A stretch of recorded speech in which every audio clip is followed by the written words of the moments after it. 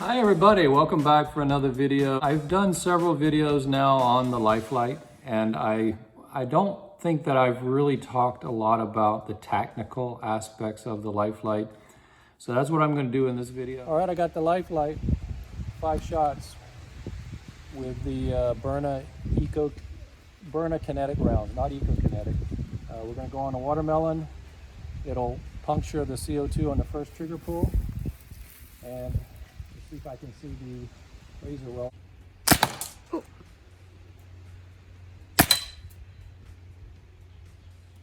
Make sure you don't. Okay, my watermelon was already cut in half, but one of them did hit, one skimmed right here, and one of them hit here. You can see, and that's the one that was the best hit that I could get on a very thick skinned watermelon. It's a very tough watermelon, but I'm going to try again a little closer. When it's bright, you can't see the laser. The laser is here. I know. Laser is here. Okay, that's just what I can do. Okay, you got it?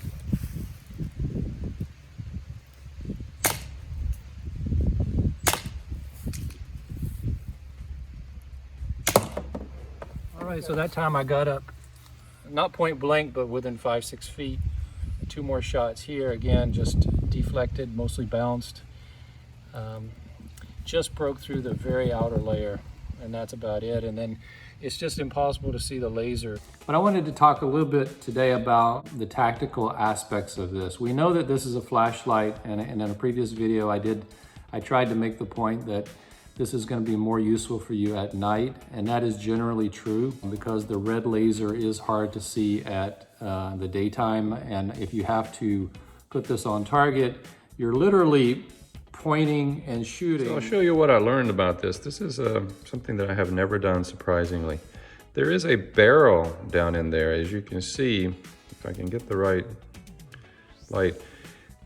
The barrel is quite long, and there is a detent, and there is a little hole where the Pepperballs will enter. The Pepperballs are actually entering from the back instead of the front, so that is completely different than I had actually expected. I just naturally assumed that the first Pepperball I put in is going to be entering down near the exit, but that's not the case. The last one that goes in is the one that enters first. There's a detent. The balls will then come over and they fire. So this thing is able to achieve a barrel that goes in right here, and I could probably stick something in there to measure, but it goes back to about right here. Okay, I've got a measuring tool here, otherwise known as a chopstick, and got it hit the hole, and then we'll go in and let's see how far the actual barrel goes. Very cool, gently pushing in to right there. So pull this back out. So this is the length of the barrel. Now I can do a measurement, but I'd say it's definitely several inches, probably not that different than your typical pistol format. And I find that, you know, the logical way that you want to use this when you're holding is you want to pull it out like a gun and put it out in front of you, but it's really kind of pointless because you're not really able to aim. You can point shoot, but it is very difficult to stabilize. And the reason why that is because of the trigger. And I want to tell you a little bit about that. So I actually find that the easiest way to use this is to put it against your body. And you're going to need two thumbs in order to accurately deploy the launcher. This is not a point shoot with one hand. I can't do it, my wife can't do it. This red trigger is very finicky. So let me open it up here. It's definitely not hard with 2 fingers. You can tap, tap, tap, and you've seen in my videos, I'm always using 2 thumbs when I'm pressing this to shoot. With one hand holding this, I can't get enough force to push down on it. I need that second thumb. My wife, she has a hard time shooting this, and so because the trigger is difficult for her to fire it, she really doesn't feel that comfortable with it, and so she hasn't used it enough. I'm fully comfortable with using it, and I feel the trigger is okay for me, but I think that's something that if you're a potential buyer, you need to be aware of the trigger issue. It's not that the trigger doesn't work, it is just a tight trigger. And I think that's not a bad thing, but if you're in an emergency situation and you only have one hand available and you want to try to put this thing out there and fire it, you're going to have I'm sure some people can do it, but I can't get the leverage. Now, if I could get my hand up here and do it like that, I could probably get more leverage. But what's going to happen is you're going to need to have this at your body. It doesn't have recoil, so it doesn't really kick. But if you want to stabilize the red dot, I found this was the better way, and I usually not this high, I would put it a little lower. And then you get it on target and you press with both fingers and fire.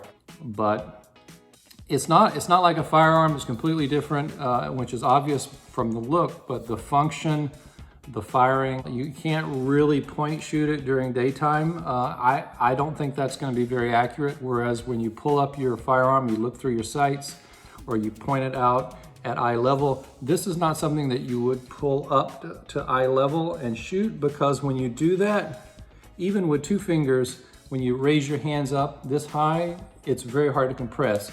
It's easier to compress when it's here and you press down, and so the trigger is something that you just need to be aware of. And we've had this since 2020, and the trigger has not gotten easier to press. And there is a pressure point where there's a certain spot here where there's a sweet spot where you need to press, like right in here. If you're too high or you're too low, I find that it doesn't fire well either. So you have to get in that sweet spot. Once you get in that sweet spot, boom, boom, boom, boom, boom, you can do it. And the second fire is easier than the first fire for whatever reason. So when you're doing it, I find it's much easier to just, once you get that first shot, rapid fire, boom, boom, boom, boom, boom, and you can hit 5 shots fairly quickly. But that's one of the caveats that I just wanted to bring to your attention in my review of the Lifelite. Something that I hadn't really talked about before. Everything else, the flashlight seems to be up to par for the lumens that it offers. It's just really durable, really built well, and I think it's a great thing to carry around. I just don't think that during daytime, this is gonna be as useful for you as a pistol-shaped launcher because of the accuracy issue. I think at nighttime, accuracy will be dead on with the laser, and if you, as long as you follow my trigger rules, I think you'll be okay. I really like it. I like the way the safety is designed. It cannot be accidentally engaged until you push it forward, and you only get the laser when you push it forward. See? And so that's a great design. And then the pin that goes in here is another way to store it for long-term storage.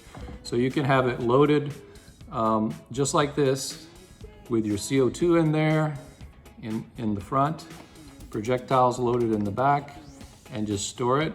And your CO2 will not be punctured until the first trigger pull, or in this case, trigger press.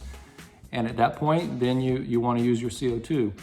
But I've stored these for months and months and months at a time, and then went to shoot it, and it has always been firing reliably. So overall, very good. In terms of power, I've talked about it before. I don't want to belabor that point. The power is not going to be comparable to your TCP.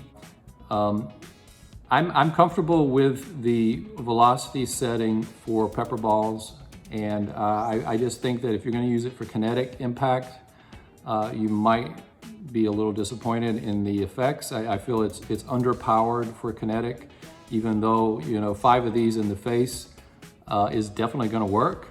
The question is how accurate you can be with this versus a pistol format like a Byrna or a other type of small caliber paintball, 43 caliber, 50 caliber launcher. For me, I personally, we keep LiveX PepperBalls. This is our PepperBall launcher. This is our go-to if we need to use it outside for chemical rounds. Have not ever had to use it, thankfully, and I hope we don't. But I think it's a great option. It has its pros and cons, but overall, it's just so unique in its category. That's one of the things why I thought this is a must-have when I was shopping before, and I originally bought the TCP and the Lifelite at the same time.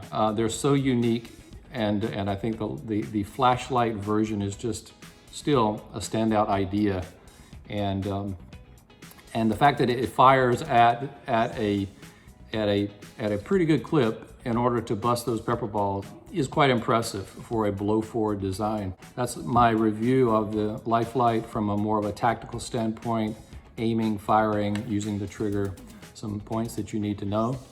If this is helpful for you, please subscribe and share this video. So everybody take care, and we'll see you in the next one.